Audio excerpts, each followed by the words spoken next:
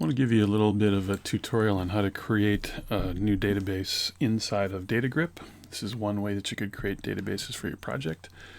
So I've got a variety of connections already established here. I'm just going to connect to a Postgres database server that I'm running on my laptop, and that's in this Notebook connection already. So you've already got a connection, you've already got a database of your own, but I'm going to just kind of start from scratch here to show you how this would fall out. So here I'm going to just say create a new database, and I'm going to just call it my new DB. You can see one of the things that DataGrip does while you're using it in these wizard kind of windows is it gives you a preview of the actual SQL that it's going to generate and then execute against your database, which is kind of instructive. Not necessarily something that you have to learn, but it's good to get familiar with those underlying commands eventually.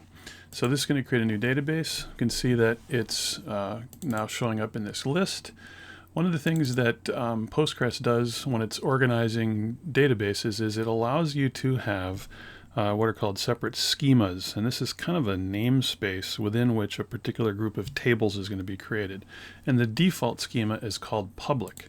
Now you can create additional schemas if you wanted to segment your database into several parts, like for example if you wanted to have a human resources schema and a financials schema and a manufacturing schema in order to kind of segment the different portions of your database into larger groups. You can certainly do that. The default one again is called public, and I'm just going to use that. If I wanted to create more schemas, I could come in here and say new and then enter new schema and create a new one, and then I could build tables inside of that. But we're just going to stick with the public one here, and you can see here when I drill into this, it's empty. There's no tables defined within it. And so what we need to do is create one. And I'm just going to do a simple kind of product order customer scheme here, sort of a generic example, but it should illustrate the various features of using DataGrip to create schemas. So I'm going to first of all create a table, and I'm going to make this a little bit larger here so we can see more what's going on. Let's make this be our customer table. So I'll call it customer. You can put in a comment, people who buy stuff. And you can see down here at the bottom, it's also showing us the SQL that it's going to execute against the database, which is kind of convenient. Again, if you're trying to learn how this works under the covers, this is a good way to do it.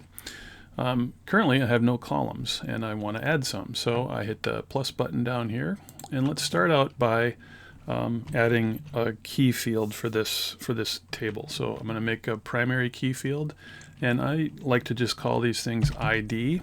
That's simple and convenient. It's an integer type because it's just going to be a sequence number that's created for me by the database. And what I'm going to do then is I'm going to select here this auto inc. That basically says make this thing something that's going to be automatically incremented every time we add a new row to this table in the database.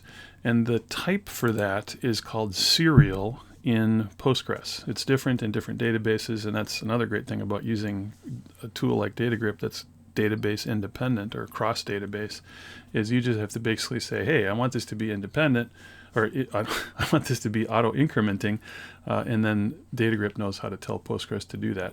I'm also going to indicate that this is the primary key for this table, because DataGrip can then make use of that to figure out how foreign keys are going to relate to it and that kind of stuff. And you can see that in addition to just declaring this column ID, it's now added a constraint. And constraints are things like primary keys and foreign keys and check constraints, and there's a whole variety of them. But it's creating a constraint called customer PK, and it's generated that name for us from the name of our table and PK for primary key, and then it's saying this is our primary key.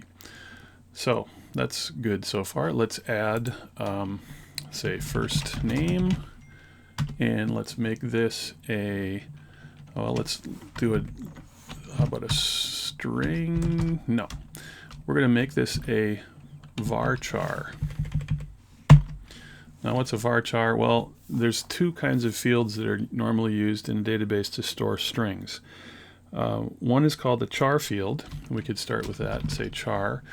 And then normally what you do with a char field is you say, here's the maximum number of characters that we are going to be able to store in this field. So I could say like 40 characters should be plenty for most people's first names. The challenge with a char is that no matter how many characters you actually store in there, it's going to be allocated 40 characters in the file on disk where the database is stored. So a more efficient way of doing this is called a varchar, which is a variable character field. And this will store up to 40 characters, but if you put fewer in there, it won't actually allocate extra space on disk. So that's normally what I will use for a field that contains a string. Now I don't need to say anything about auto-incrementing or primary keys. However, I can use this checkbox to indicate that this is a required field. So if the business rules behind this application that we're building require that I have a first name anytime I put in a new customer, I can indicate that by saying, hey, this can't be null. So I can check the not null there. That's going to require a first name whenever I add something to this table. And you can see down here in the SQL that's being written, I've got this first name field. It's a varchar 40, and it can't be null. It has to have a value. And then we'll add another field called last name. Same deal, say varchar 40, and I'll make that not null as well. And then let's just, for yucks, add an email address. We'll make this a varchar 80, just to show you can use different sizes, and make that also not null because we assume that we are going to be able to email our customers. And then I am set. Now you can see that it gives us this summary information here about the fields that we've defined so far in this table. We can also see in this keys tab that the customer PK is the name of our primary key field, and it is the ID field in the customer table. So this is just a way to see those keys. We haven't defined any indices or any foreign keys in this table yet, so that's all good. We've got the fields that we need for the customer. And you can again see the overall SQL script that's been created for this constructing this new table, create table.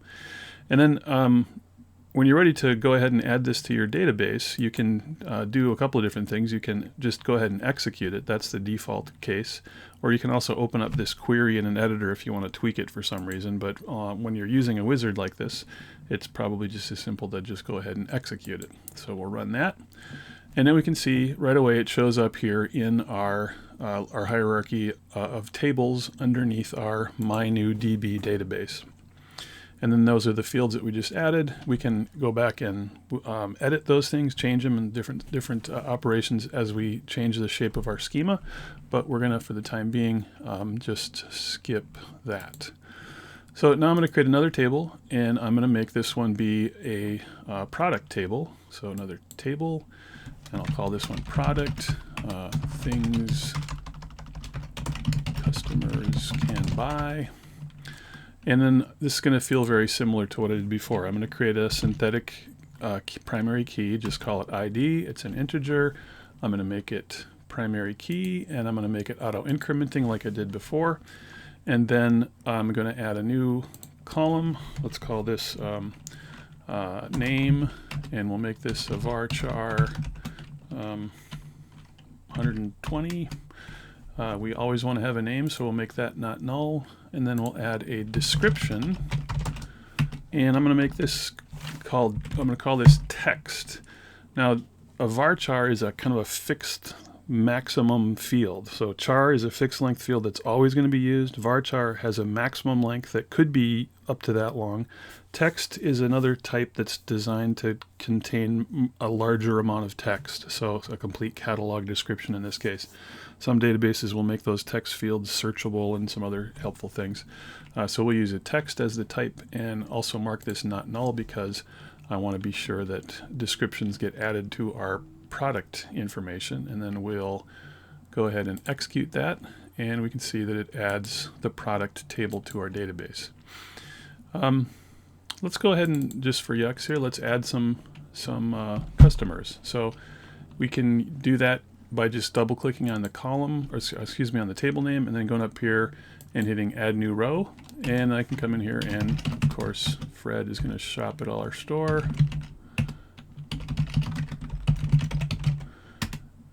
Okay, now notice I haven't put in a value for the ID. I could, but because I've already made the ID field be something that's going to be auto-incremented by the database, all I've got to do is save this field out. And we do that after we've typed in things here in this little spreadsheet-like thing by pushing the submit button or the up arrow into the database. You can see that because the database has automatically assigned an ID, we just get that value here as a unique ID and don't have to monkey with it ourselves. And let's add a couple of more. So Zelda, Ziffle, Zelda, whoops. Zelda at example.com, say, and then we'll add one more. Let's put in Ferris wheel round at example.com, and then we'll upload those to the database, and again we get the IDs assigned automatically. And we can also add some products to our database here so we can do some testing. So again, the ID is generated automatically, and let's call this widget helpful thingy. Add another one. Call this a doodad. Must have home thing. And another one. Call this a gimcrack.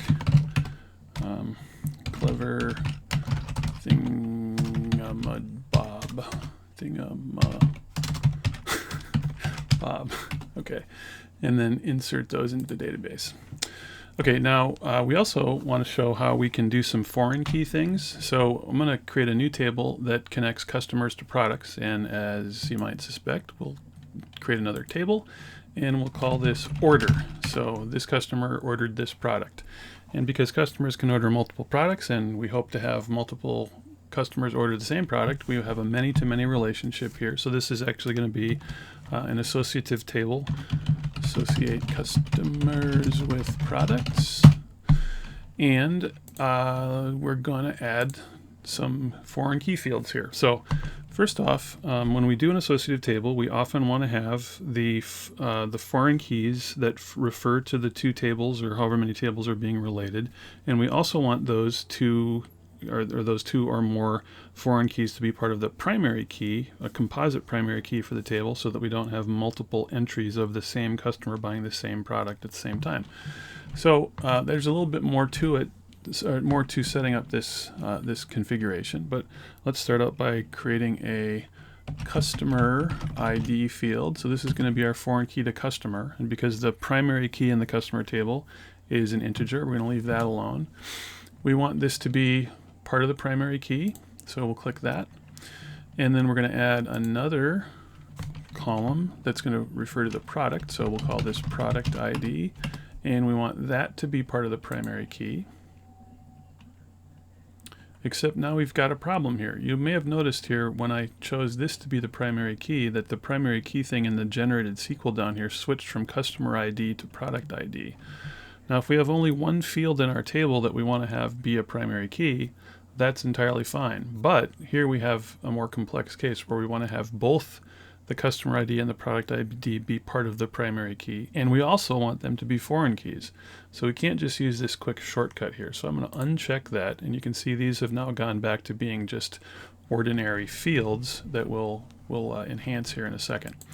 Let's also put on here a quantity. So how many of these things did that customer order? We'll let that be an integer value. We'll make it not null.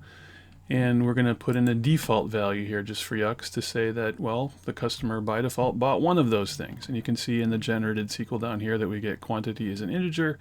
It's got a default of 1, and it's not a null value. And then finally, we'll add another field that tells us the order date. So let's call this, well, order date. We actually want to have kind of the date and the time, and the field that we can use in Postgres for that is called a timestamp field. So we'll call that a timestamp, and that should be sufficient for this table. Now, we still haven't connected the customer ID and product ID as foreign keys to the other two tables that are going to connect these together, and we also haven't defined them to be primary keys. So let's go to this keys tab. Notice so far we have no keys. We're going to add a key, and we want to make a primary key. So let's check, and it gives us this order PK as the default name for this key. That's fine. We're going to make a primary key, and we're going to add some tables. So first of all, we're going to add customer ID. It gives us that for free. And then we're going to add product ID, which does autocomplete for us. And now we're good. We've got order PK, a new primary key that has both of these fields in it. Notice that down here now in the generated SQL, we have a new constraint called order PK, and then primary key, and the name of those two columns. We're no longer trying to set the particular primary key on a single column. As we saw before, SQL won't really let us do that if we specify the primary key constraint as part of the definition of the column. Instead, if we want to use those two together as the composite primary key, we enter what's called a table constraint that's not specific to one of these fields, but sort of stands on its own here as a unique constraint. We still need to define the foreign keys that refer to the customer and the product table. So we're going to go to the foreign keys tab and click the add button. It's going to give us a name for this foreign key that's going to get filled in for us as we fill out these different fields. So the first one we'll look at is the reference from the order to the customer. So the target table is going to be the customer table. And then what we need to do is specify the columns, the column in the table that we're going from, the order table, to the column in the table that we're going to, the customer table. So we're going to, in the order table, we're going to have this customer ID field, so that's already set. And on the other side, in the customer table itself, we want to refer to the customer's ID. Now you can see that as let me click out of this, you can see down here now in the generated SQL, let me make this a little bit bigger, that we can see the details of this foreign key that we've created. So on that customer ID column, we're creating a foreign key constraint that says that it's going to have this name, customer ID FK. It references the customer table, and in particular, it references the ID field within the customer table.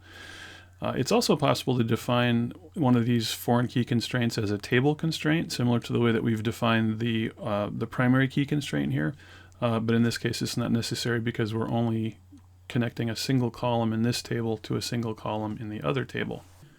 Then we also want to add a foreign key to the product table. So product, and we'll add column specifier that says that our product ID in this table should refer to the ID field in the other table. And then we can hit execute. Now if we open up this drop down with the order, we can see we've got customer ID, product ID, quantity, and order date, and the appropriate foreign keys and primary keys are all set up.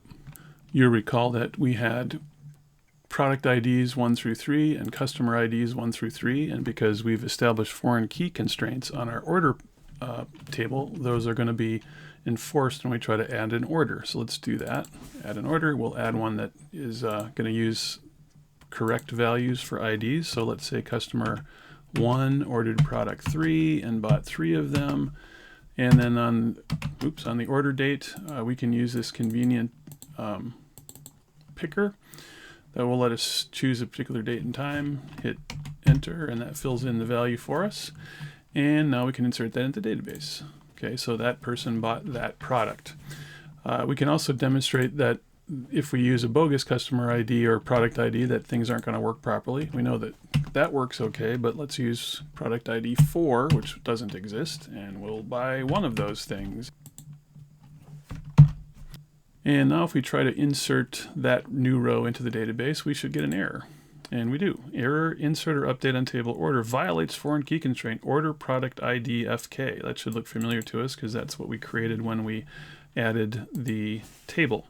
So we can see that the database is doing the right thing. We can come back up here and say, no, we really meant to have product ID 2 being ordered. And now if we do the update, it will add successfully. Having created this little miniature database, we may want to share it with the rest of our team. And rather than having the rest of our team have to create it manually themselves, it'd be good for us to be able to supply them with a definition of not only the structure of the data, but also the test data that we've added, so we can all be sharing the same information. And the good way to do that is to use the revision control system. And in order to do that, we have to have some files that contain information about our tables and our data. And what we can do is use DataGrip to help create those things. So if I come here to my tables entry and right click, there's a couple of different ways I can do this. One simple one is to go to the SQL scripts menu item and choose generate DDL. DDL stands for data definition language, which is basically the create statements that will create these tables, to a query console. And we can see here that we get a whole bunch of SQL popping out that is pretty much the SQL that we saw already executed when we were working on creating these tables. So here's the definition of the customer table, the product table, and the order table. Now, there's also some additional information here that DataGrip has added for us that we didn't see before. For example, if not exists is additional syntax that tells the database, hey, create this table customer if it doesn't already exist. If it already exists, then we're just going to leave it alone. So it's a simple way to kind of do this on multiple occasions. If I've already got a customer table and then I try to recreate the customer table when I've already got one, it's going to cause a database error. So if I'm pretty confident that I already have that table, I might just put in this if not exists, and now I'll be able to run this thing multiple times. Something else that's put in here is the comment that we added to this particular table declaration. And then something that we might not want to include in our export of the database schema is this line that says, make the owner of this customer table be Tom, which is my default local database account name.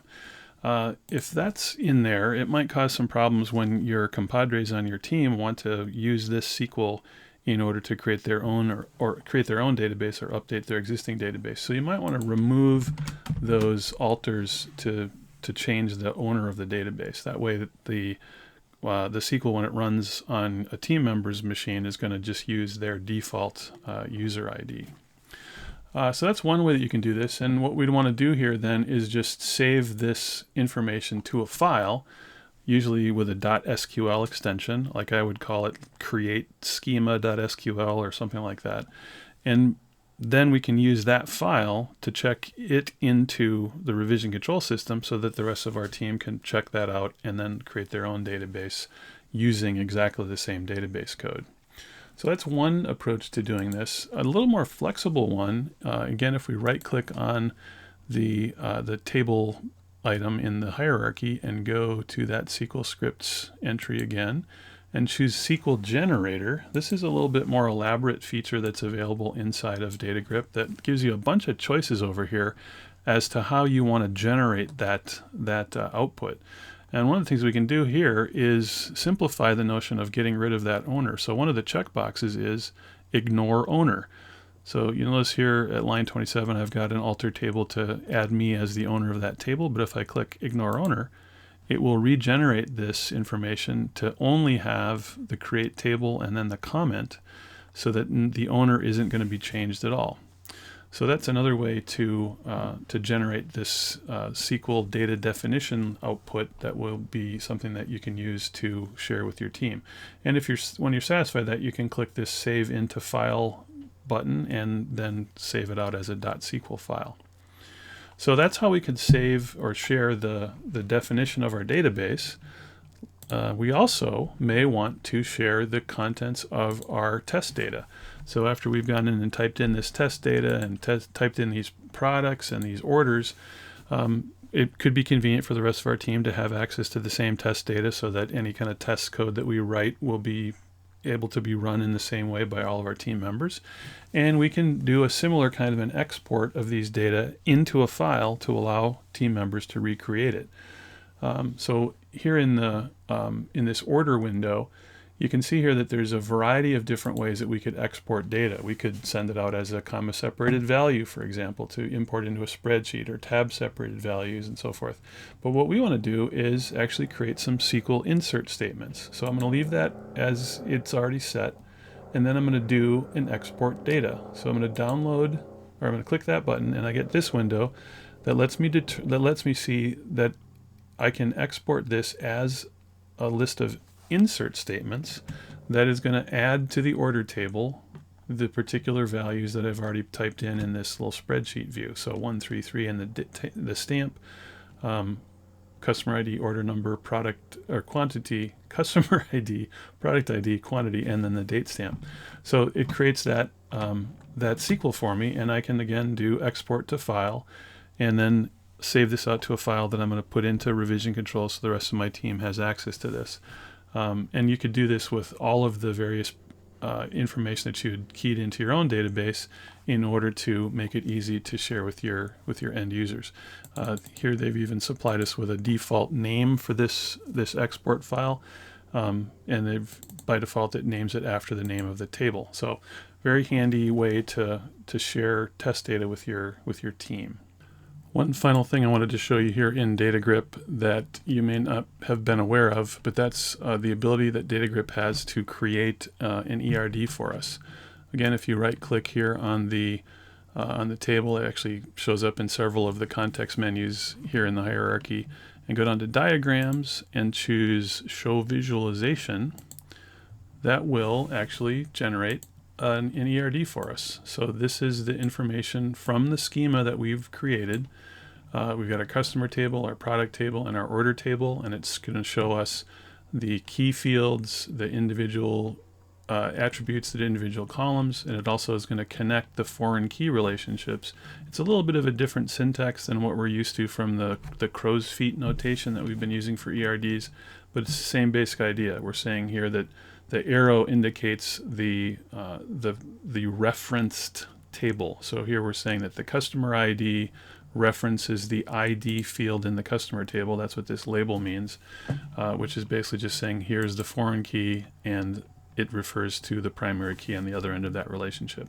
So this is a really handy way of getting a nice diagram of the current state of your database. It's driven from the current contents of the list of tables that are there, and there's also some options that you can use up here to add or remove different pieces and parts and look at things in more or less detail and so forth. But you can experiment with that. You can also export this as an image, so if you're trying to write documentation or include it in a presentation, that's a really handy way to be able to show the structure of your database.